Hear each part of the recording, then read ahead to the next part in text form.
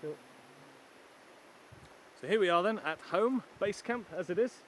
Allow me to give you a guided tour, everyone, just so you can see the comforts of home that we've brought all the way from the United Kingdom to here, just to make sure, just for you, that you can see how much we're suffering. All right, follow me.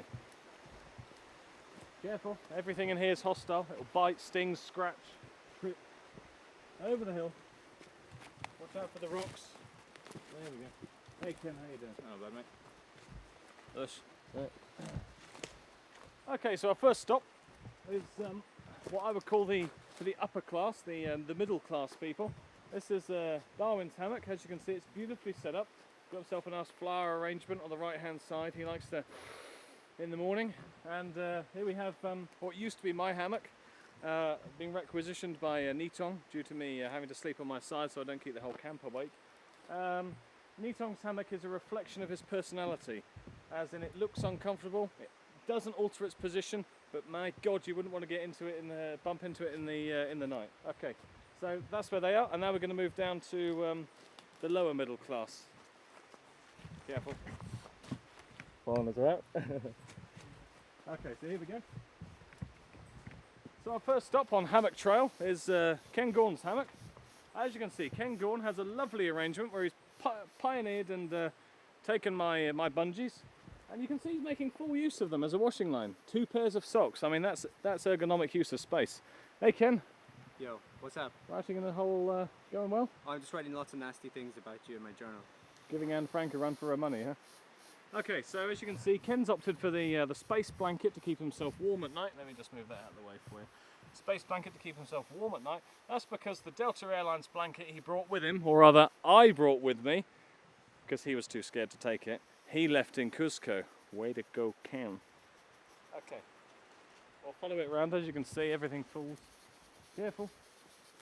These ants we've got down here, they run throughout our camp. You can see there's thousands of them. They stretch in every direction. I mean, look, for goodness sake. Now Darwin says they don't bite, but after my experiences last night, I beg to differ. My bum would certainly beg to differ. Who knows? Don't worry, man, it's okay. Alright, so next stop on the Hammock Trail is our very own Lewis's. Now Lewis has opted for the laid-back approach. This is a reflection of his lifestyle. As you can see, this isn't quite as tight as it could be. That's mainly because he likes to relax in the evening. You know, it is very nice for him. But I don't mind that because it keeps my little dog kennel, more of that later, a bit drier, just on, it keeps my feet dry. As you can see, he's opted for not taking my stuff. Like you, Lewis, I like you a lot. And instead he's using his waterproof covering lines there for his Calvin Klein pants. Clearly the man has taste. Alright, now be careful because we're going to go over this way.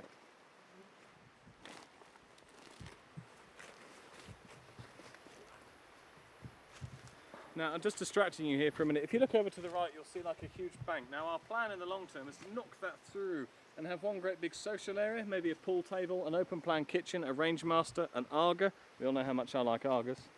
And then we arrive into what is basically my dog kennel. Now, we have a nice area for talking. Very important that you talc in the evening when you get into your bed. Make sure all your bits and pieces are nice and talked up. We have boot stakes, putting your boots on at night, making sure no creepy crawlies get in, although that theory was proven false because a spider had actually made a nice web inside my boot. My dog kennel is incredibly tight for space, especially for me.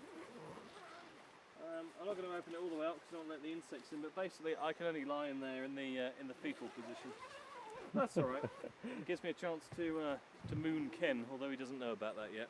And then finally we're reaching what I would call the housing association part of our camp, which is Ken Halfpenny's. Now the reason we've put Ken Halfpenny this far down is because nobody likes him. Alright Ken? Well, we do actually, but don't tell him. Ken has opted for the I don't care where I put my socks approach. You can see how much mud and blood and caked on stuff we've got there. But Ken, again, nice and relaxed. That's all very well till it rains. Toilet area for number ones is over there, and for number twos is somewhere over there. Any other points I can point out? Not really. It's fairly crap, but hey, it's home.